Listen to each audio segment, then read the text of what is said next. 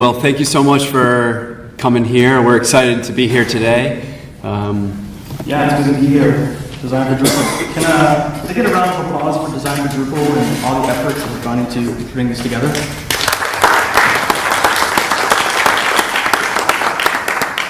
And that applause was also from everybody. It's community driven, so we appreciate everybody's efforts as a whole here.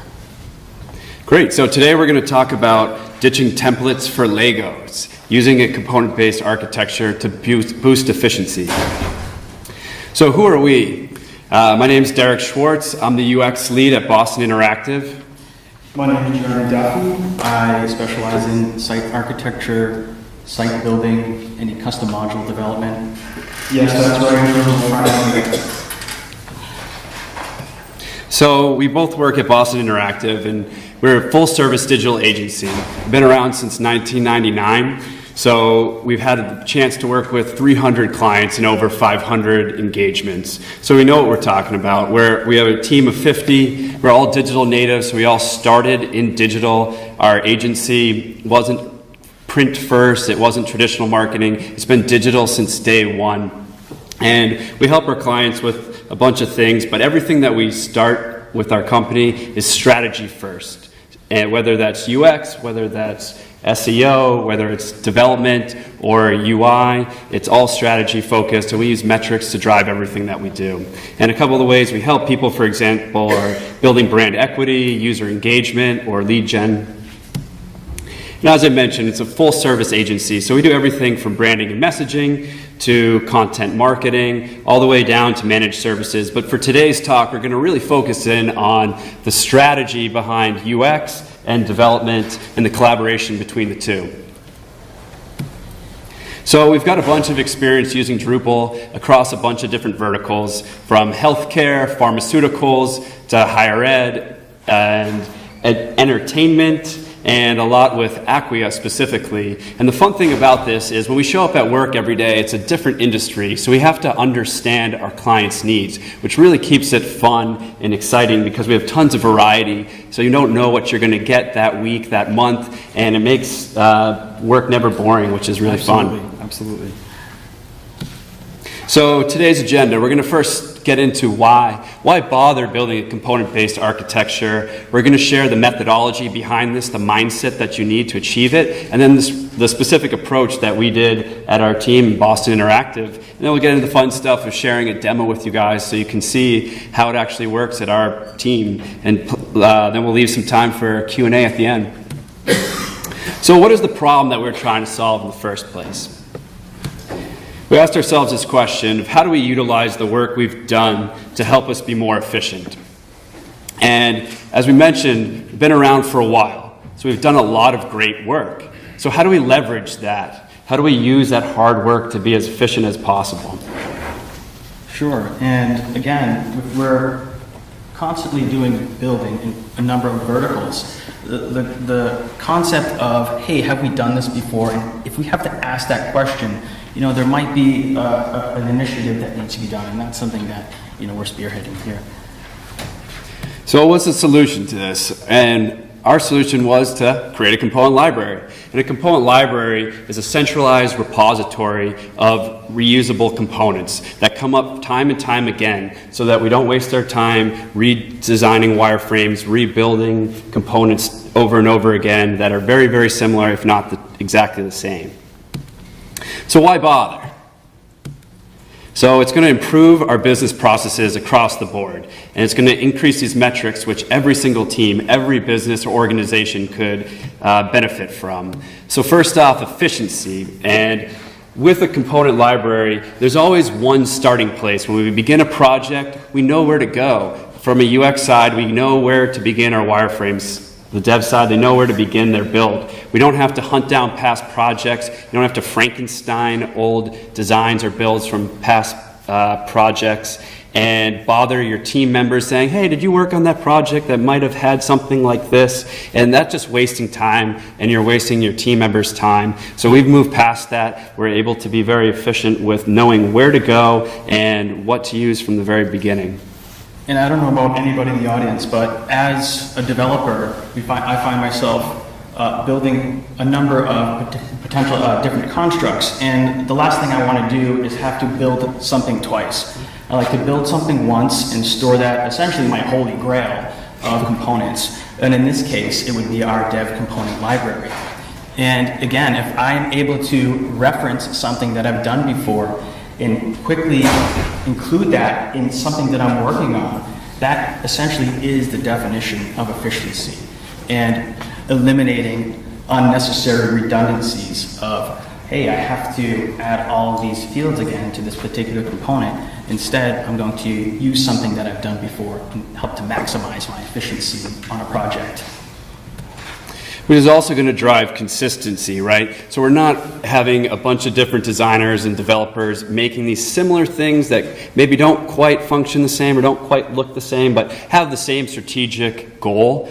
And with that, it is confusing for the dev team if we're specking out, if they're trying to spec out a bunch of different components that are pretty much the same thing. And that way, with that consistent component, it's been vetted. So it's gone through the process of UX design and development. We've created these wires. It's gone to dev. They've asked the questions about how it's going to work. It's gone through QA. It's been in the site. It's been launched. It's been out there in the real world. So we've figured out what works well, what doesn't work with it, and what's the core of this component. And consistency also helps us generate rhythms within a project. If we know we have something that, again, has been used before and has been, for example, functionally QA'd where we know it's consistent, we can pick up a rhythm that allows us to, again, which links back to efficiency and create a smoother process. And it also helps us scale. So as you build more and more projects, that way you're not having to hunt down these individual components in different places. It's in one place, it's organized. There's a structure to the component library, so it's searchable, it's filterable, you can quickly get to that component that you want. So as you build more and more on it, and it becomes more robust, it's more manageable, and it doesn't become an overwhelming monster, rather it's your best friend. And it also helps with scaling our team. So when we onboard a new UX designer or a new developer, we don't have to say, well, go through and look through all of our past projects to figure out how we do it around here, which is a pain in the butt. So instead, you can just go and point them to the component library, and they have this one place to grow all their awareness of how you do it at Boston Interactive or at your own organization, which really makes the onboarding process smooth and easy and saves that time and money. Yeah, it definitely reduces the amount of overhead that is involved with onboarding somebody on the team if you can just give them an overview of what we've developed, explain that once, and then when that comes up again, they know exactly where to go to kind of hit the ground running. I don't know about you, when you started a new company, I just want to get started. I want to hit the ground running and start working. So don't make your team members spend too much time learning your processes. Have your processes defined so they can get in the game as soon as they can. And one of the most important things of creating a component library is the communication, and it bridges the communication gap between different departments. So whether it's UX and development, this initiative has really bridged that gap for us, and that helps us with alignment on every project that we do. So when we're creating a project, I'm talking to Jeremy, he's talking to me, we're asking questions so that these potential issues don't stack up all the way up till the end, where we kind of dump it over to someone and say, good luck, now you have to go through all these specs, and potential issues might arrive too late in the game. You want to hash those out as soon as possible. And on my team, it's very important to understand what everybody's thinking.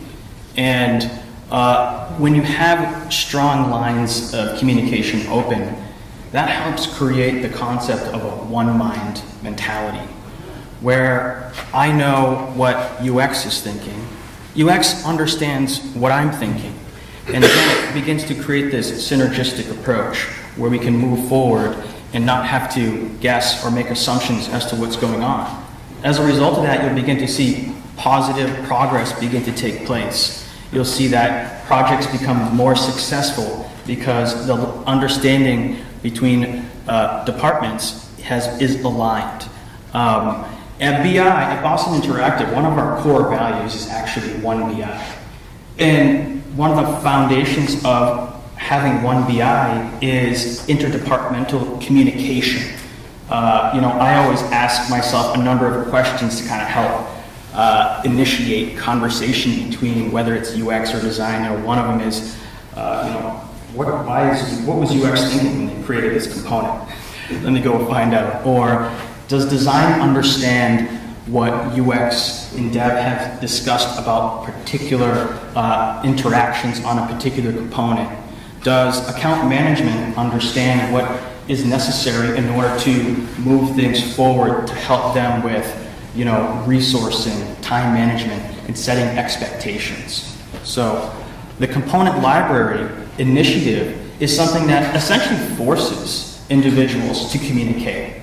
If there's a new component that is being constructed organically from the UX department, it forces dev to then get involved and begin to understand what it is that makes up this particular component and how to build structures that support this particular concept. So it is a wonderful way to get people to begin to communicate. And communication is something that doesn't happen just in the workplace. It happens everywhere, in client interactions, even outside, within the community as well. And one of the things that I would like to challenge the audience here with is to ask themselves some questions in regards to communication, such as how can I communicate better with my coworker? How can I communicate better with my fellow Drupaler? How can I communicate better with the community? And begin to create a task list with these questions and action items. And I can guarantee you the outcome that will result from that will be an amazingly positive result. And this communication just leads to collaboration, and collaboration is what creates innovation. When you get great minds working together that are thinking about solving the problem from different angles, the developer's thinking about different things that are going to come up, the UX designer's thinking about different things. And when you put those together, you create a third entity, which comes out of that synergy, right? And that beautiful third entity of collaboration creates this innovation. And because we've gotten rid of some of these unnecessary redundancies of this grunt work of rebuilding a component, re-speccing out every single component, we're saving that time within our clients' projects to actually focus on the big picture strategic problems that our clients are paying us the money to solve for them. And that's the fun part. The fun part is solving the puzzle, figuring out how can we really help them with their big picture mission. And that's what gives us fulfillment, knowing that we're really doing work that makes an impact. And you can listen to yourself, listen to your intuition, what comes up with you, right? As you're doing your daily work, there's certain tasks that we'll do and go, oh my God, I'm doing this again, right? And it feels redundant. It feels like this could be done better. Then do something about it. Talk to your teammates, talk to the other groups within your organization, and start strategically trying to solve those. Don't just accept the status quo. And this is going to improve our work experience. So not only our business processes, but just us as humans as we show up to work every day, right? We're saving this extra time with this foofy stuff that doesn't really fill us up. It's saving the effort, and that allows us to do the work that we really love, which is creating new stuff, pushing the edge, creating cutting edge experiences, and making that difference. So what's the methodology that you need to create a component-based information architecture? So you got to have a component framework. And thinking about everything from a component framework really helps us to create flexible design and development. If you ever heard of Brad Frost and Atomic Design, this is similar to that. We're inspired by his work there. This is kind of a simplified version of that. But instead of looking at things from pages, you break them down into smaller chunks or building blocks or Legos, right? So you have an element on a page, which is a singular item such as an input field or a label. And when you put those together, you create components, which are these Lego blocks that you can move around, put them on anywhere on the page, move them around, and then throw them to a completely different page so you're not stuck with a static template. Absolutely. So an individual element might look like this. This would be a hero component broken down into different elements, which are the header, the description, the call to action button, and the image background in this example. When you put these elements together, you create this one building block or component, which is the hero component. And now this hero component can be thrown on whatever page that you want, quickly rearranged within the CMS, and gives us flexibility. So here's a mock-up of a wireframe, which includes like a top navigation component, a hero component, and underneath that, some featured content component. So we really want to move away from this cookie cutter template mindset, that you have a template and it's rigid, it's kind of out of the box, and then when your client comes back to you 3 months, 6 months later and says, hey, can we tweak that, but you're stuck with that template, then you're in this pickle where it's a pain to fix. Sure, templates. Anybody who has worked in Drupal understands that Drupal is modular by nature. We have these plug-and-play modules that you can turn on, and it creates all this functionality for you out of the box. You can turn them off, etc. And Drupal works around the concept primarily of these content entities, which are associated, really, aka nodes. You create what are called content types, and in those content types, they can have a number of field widgets, you have a text box, text areas, reference fields, and you kind of create this linear list of fields that you present to the content editor, and you say, okay, fill out the form, and they go ahead, they fill out the form, they click save, they have a page that is presented to them with a route and everything, and it may have potentially a theme template file for that content type. And then the question comes from the client, this looks great, but is there any way that we could take this particular featured content component and place it under this statistic component? How would you do that? Well, if you're thinking in a linear fashion, it makes that difficult. Later on in our demonstration, we'll show you a way to solve that particular problem. But when it comes to theming a website, even, no matter whether you're back in the front end, the concept of, when I look at a page, when I look at a wireframe, I don't look at that wireframe as a content type. What I do is I abstract the constructs that make up that particular page and begin to think, I'm going to build separately of the content type this idea of a featured content component. I'm going to build as a separate construct this statistic component or accordion. And when it comes to theming, it's about theming these individual components separately from the idea of a content type, allowing you to always think in this modular component-driven fashion.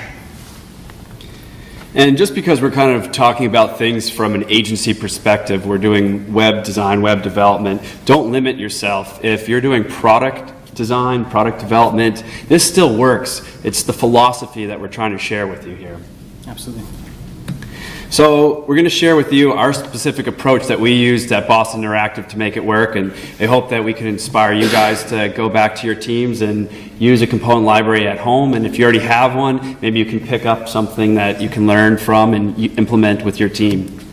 So it starts with like a cross-team alignment. You got to get different teams involved. You can't do this siloed. If you're a dev, you can't do this with just the dev team. If you're UX, you can't do this with just UX. You got to get different teams across the board to buy in. That way you don't go too far down the rabbit hole and say, oh wait, here's this great idea, and the other people are like, what do you mean? What are you talking about? And you've done too much work without having everybody aligned and being open and transparent from day one. And the cross-team alignment is very much related to that communication process that we spoke of earlier. One thing that we try to avoid is the concept of making assumptions. When we are siloed, we find ourselves assuming or interpreting within our own mind how something should be done.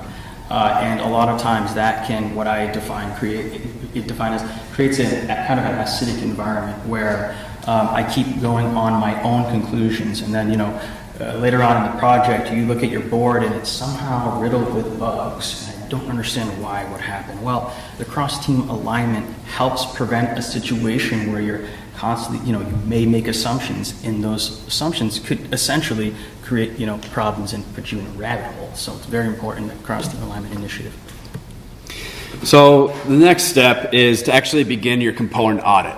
So go back through all your past wireframe files, through your past builds, and start grabbing all of these Lego blocks and put them all like a data dump in one file that are in terms of UX, right? And you grab them all, you put them there, and you're just archiving. You're pulling them. Don't worry about organizing them all at first. Just grab them. Get all of the components together in one centralized place. And then you begin prototyping your actual component library. So just look at all the components you have and get together as a team and start thinking about strategically, how do we group these? How does this make sense to group these items? How do we organize this? And play around. It's not going to happen like that right away. You got to kind of just try it out, see what works, see what doesn't, and evolve with the structure. And as you work with as a team, it evolves and becomes more efficient, and it becomes a better and better component library. And while you're doing this, you got to get company buy-in. So not only working with the different team members, but this is Chuck, he's our CEO. You got to have upper level management be on board with this. You got to be talking about this with these different teams. Work together, make it fun, have everybody buy into this, and that's going to set you up for success down the road. So then the fun part, look at your next upcoming project and just go for it. You just take the next project and say, all right, we're going to start this from our component library.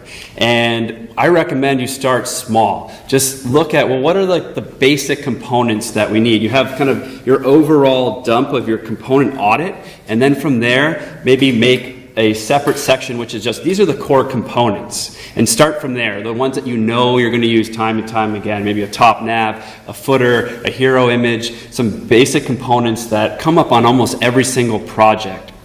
And don't be afraid to fail. Just start using it and see, oh, that didn't really work well, we got to improve that, or oh, wow, that worked great, that's so much easier, I'm glad we did that. And then you learn to fly, right? You iterate, you improve, and you expand, and it only happens by just actually having the discipline to start every project with your component library. So now for the fun part, we're going to show you a little bit of what it's like at BI and how we use the component library ourselves. So I'm going to pull up here. We use Axure. It's a design tool for UX. And within Axure, if you were to open up a brand new file, this is what you see. And this allows us to create our wireframes. We do sitemaps on here, and we actually create interactive clickable prototypes for our clients with our wireframes. So don't be limited if you don't use Axure. You could use Sketch. You can use Illustrator. Different programs all have creative solutions to create component libraries. You've got to look at your team, your skill sets, your knowledge, and what are the tools that you're using that you know the best, and how can I be resourceful as possible with my team to create a component library within this structure.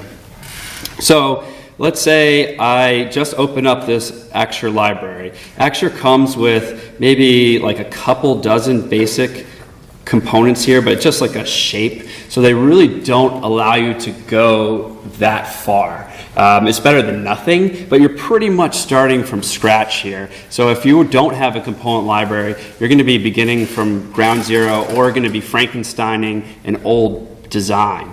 And in this case, all we have to do is there's libraries here, and you can click on load library, and we've created a component library which you would just select and open, and now you're going to see this populate in the library section of Axure. So Axure has this really cool feature which allows you to create your own libraries. As I showed you before, there's like a couple dozen or so pre-canned basic things like a line or a square box, but they don't really allow you to get that much more complex unless you create them on your own. In this case, you can just create these components which act as building blocks, Lego pieces for our wireframes. And from here, you can quickly throw together a wireframe, which I'll show you a little demo. So let's grab like a page background, which is like a framework of a page. Then what do we want? What does every site have? We're going to need some navigation in here. So let's grab like a main nav item, and boom, just drag and drop. As simple as that. Now this yellow that you see here, that's a dynamic panel, and within Axure it allows us to create interactive states. So not only are these components already designed, they actually have embedded interactions within them. And that's one of the most tedious, redundant tasks that we do while prototyping, is rebuilding these interactions. So if you can do it once and have like a pre-made one that is done right and has been vetted, then you can just type in the content and customize it from there, but you have a great foundation starting point. So what else? Let's grab a footer. Let's throw that in here at the base here of this page. And maybe a hero image at the top.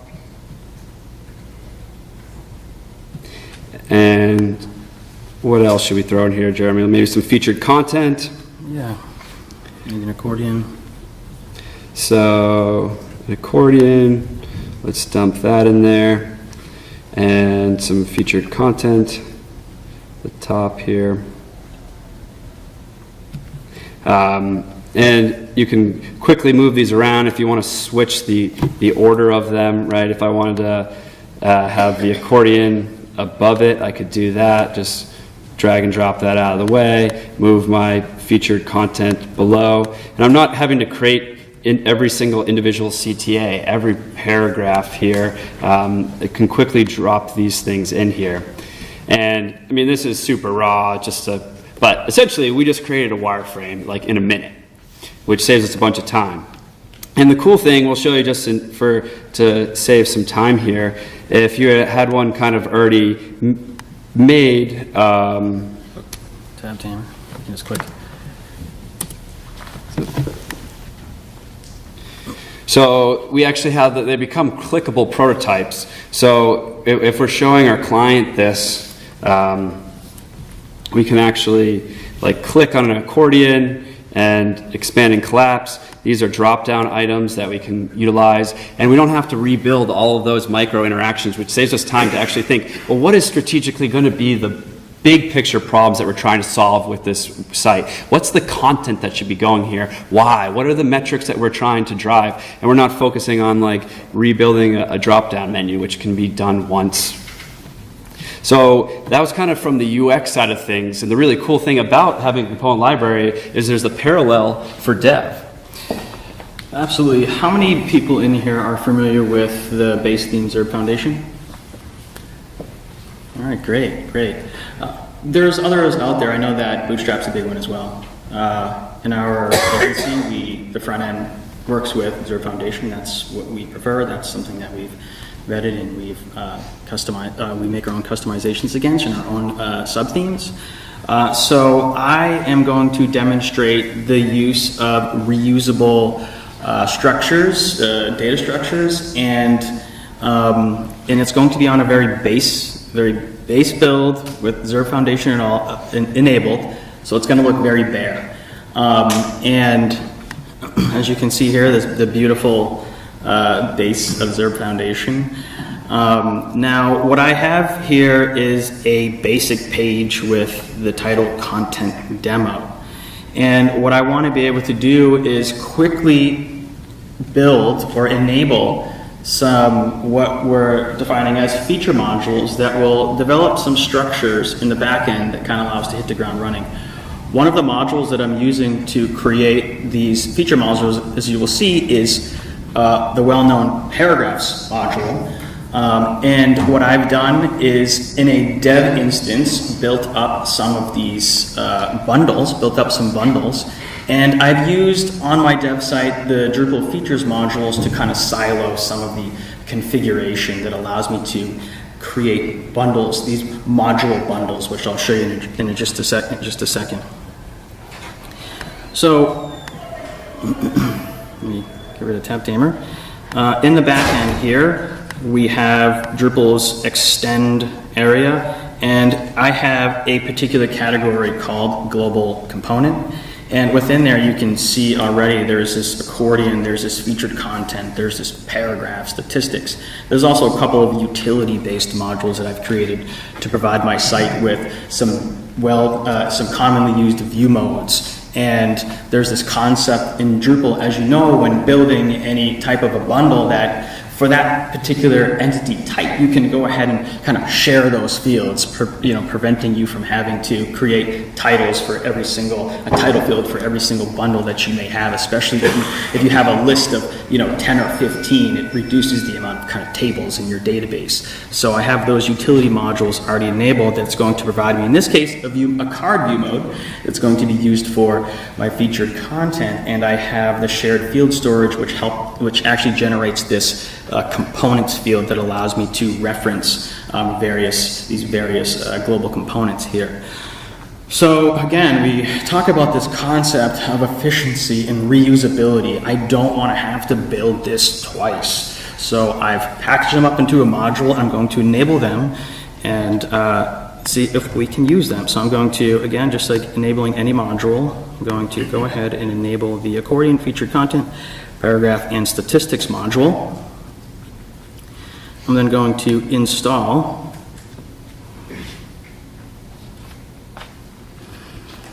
and there we go for Drupal's. Great, so we got 4 modules that have been enabled. We got all 4 that were just named. If I head on over to structure, there is a local tab here that is created by the paragraphs module. And within here, you'll see that these structures, the accordion, featured content, etc., have already been created. What I want to do is I want to use these particular components across multiple content types. So what I'm going to do now is I'm going to head on into the structure, and I'm going to go to content types, and this is a base install.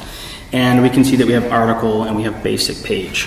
The shared fields component actually went and set up for me this components field.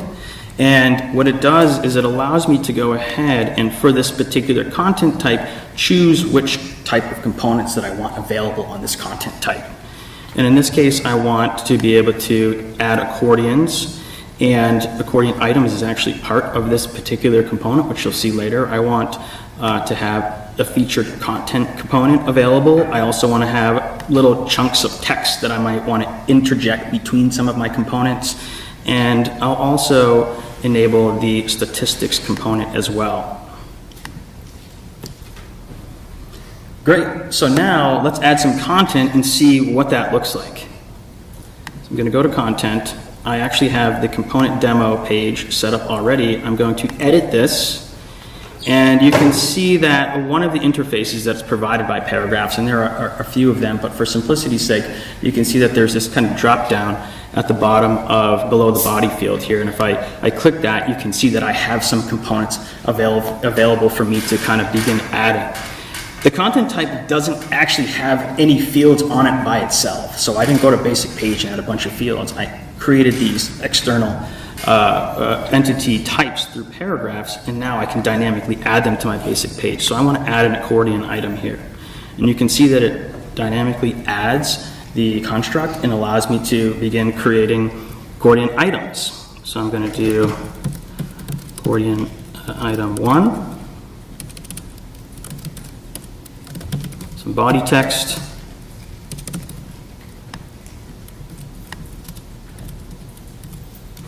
Cool. I'm going to add in another accordion item. Accordion item 2. Some body text. Great. And you can see that when I went to add an additional accordion item, the other one kind of conveniently reduced or minimized itself, preventing this like big list of entity items there. So great, I have my accordion. I also want to add a chunk of text in between. I have my paragraph, and you can see that the accordion item itself kind of conveniently minimized, giving me a focus on the current component that I'm creating or adding as a content editor. So I have an optional title here. And I'm going to put some body text. Great, now I want to go ahead and I want to add some featured content using my featured content component. It does have an optional title as well. This particular component does require the red asterisk does require that you actually reference some content, and this is a simple entity reference widget. So this has the type ahead feature. I can do my featured content number 2, and I'm going to add featured content 3, and I'm going to save this. And we can see that it has gone ahead and created these components kind of like out of the box. Again, this isn't demonstrating a design, it's demonstrating the concept of reusable data structures through the use of feature modules. What I didn't have to do is build all of those. And you can imagine if you have a very large site that has a large number of components and you get a wireframe and it says like, okay, now we got to go build all of these particular components which might have, you know, various interactions, that takes time.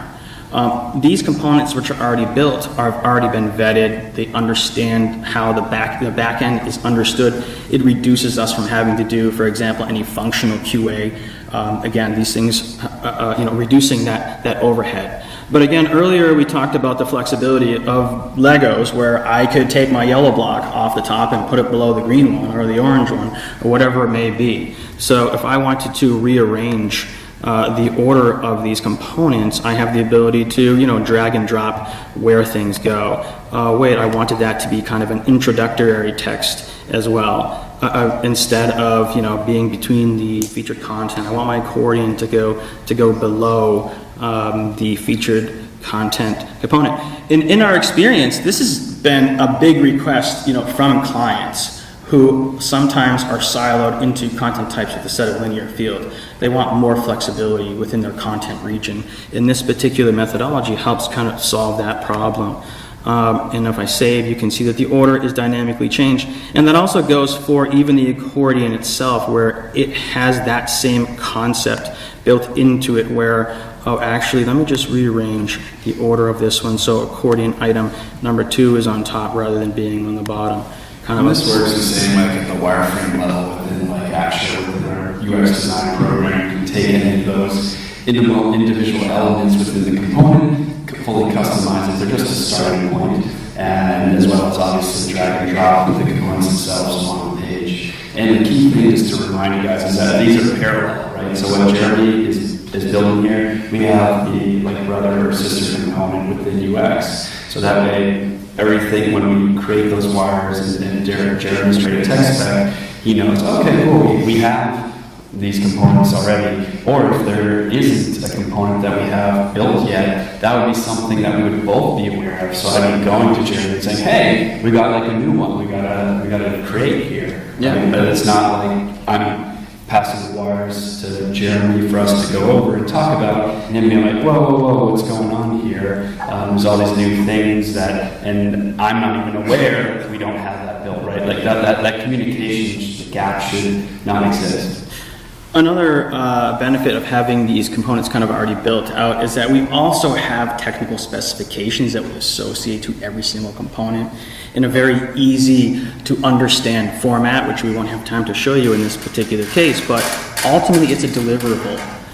It's not so much, hey, how do we spec this particular component out so that the technical team or the IT team on the client side can understand it. It's how has it already been built. So it saves time there as well, each component having its own specification. But this was just on the basic page content type. If I also want to extend this out to other content types, it's in a very similar fashion. If I go to structure and I go to content types, we have the article content type, which comes with these two, which comes with Drupal by default, but that shared field storage module, in this case, added that to all the content types on my website. So I can go ahead and edit this and say, you know what, I want, for the sake of this particular content type strategy, just for the featured content component and the paragraph to be available, kind of limiting, what can be actually added in this particular instance. So you can see that the value in having a library of components, for us right now, majority of our components are in repositories that allow for us to do one of two things. In our installation profile, we can include a number of these modules. In our base build, we can include specific modules. earlier we mentioned we work with a number of verticals. What we're beginning to do is understand the patterns between each vertical and kind of have a base installation profile set up depending upon that particular vertical we're working with, whether it be education, whether it be entertainment, as mentioned before, whether it be pharmaceuticals, or whether it be finance. So as we kind of grow this, there'll be base builds for each vertical, which really allow us to kind of hit the ground running. And from there to use all of the additional time that's saved from not having to do site buildings to do other things. Maybe the client wants to spend more time developing their advanced search. Well, we can take all the time saved from the components that we've already pre-built and focus there, or focus on more or the bigger problems that clients see that are more important.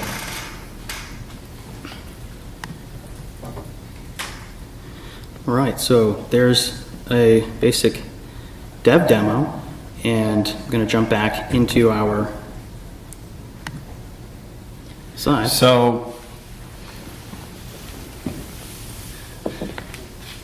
I hope that you guys feel that component libraries are an important thing to include into your process, and it's something to explore within your team, or to give yourself a pat on the back if you're already doing it, and maybe you've found something that would be useful in improving your process. But it does take discipline. It takes organizational discipline to stay with it. And what we talked about earlier with the approach of having the structure allows you to actually grow, but you got to have that buy-in. You got to work together. Don't do it on your own. Don't try to be a one-man or one-woman army trying to make this initiative all on your own. Get buy-in from the team, and that way it makes it fun. Because it is a whole lot of fun working with the other teams and working on a project together that you kind of create, and is like making everyone's work life more enjoyable at the office. So come check out our booth. We've got Legos, we've got candy, and just remember that everything is awesome. So thank you, everyone.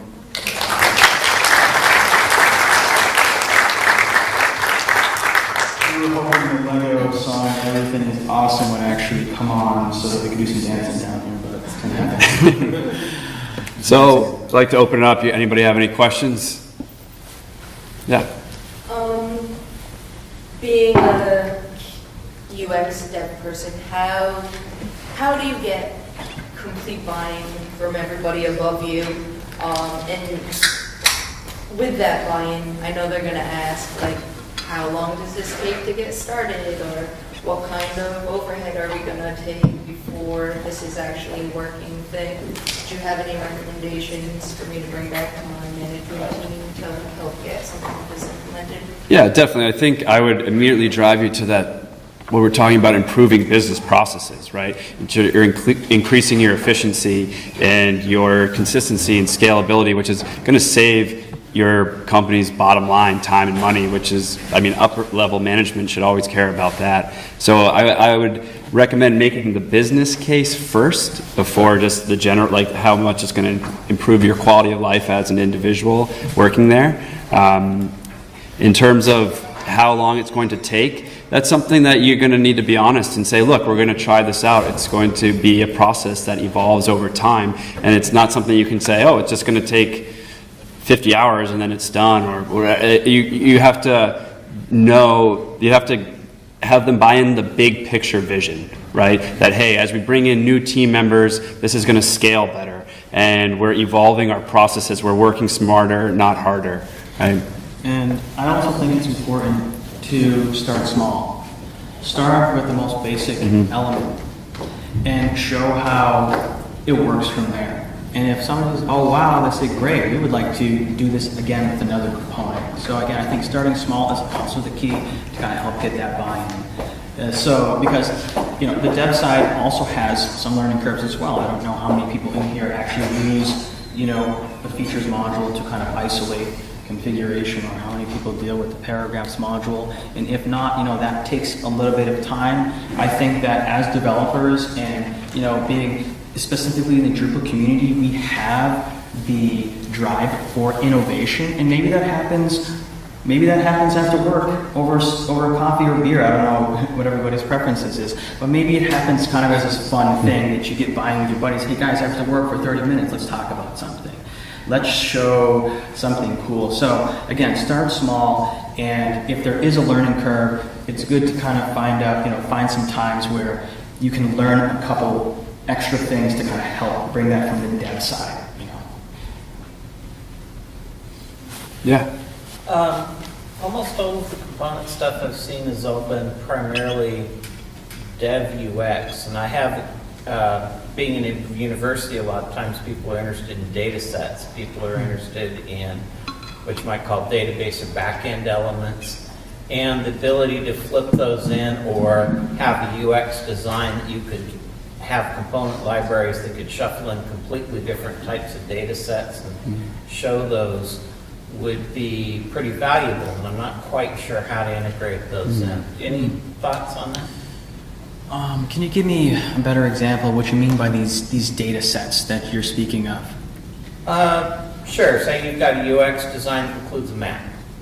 Okay. Well, maybe you want to show where all of the certain type of butterfly has been seen in the United States in the last, 60 days. Okay, there's a data set. Maybe you want to swap that in for a different type of butterfly or a tree or places where there's been a lot of pollution and should plot both of those at the same time. Maybe I've got a set of 10 types of things like pollution and 10 types of things like species, and I want to see those against each other.